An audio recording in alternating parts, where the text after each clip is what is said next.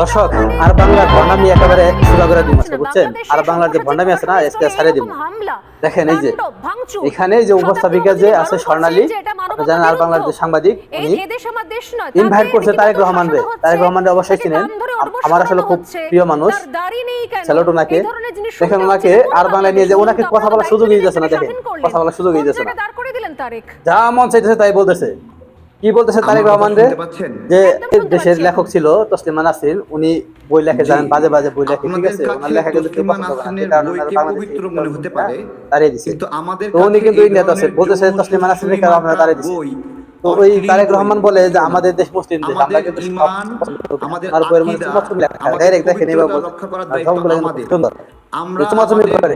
চুমাচুমি আপনাদের ধর্মে থাকতে পারে, ওই সাংবাদিকরা বলতেছে তারেক রহমান, চুমাচুমি আপনাদের ধর্মে থাকতে পারে, আমাদের ধর্মে নাই, আমরা মানি না।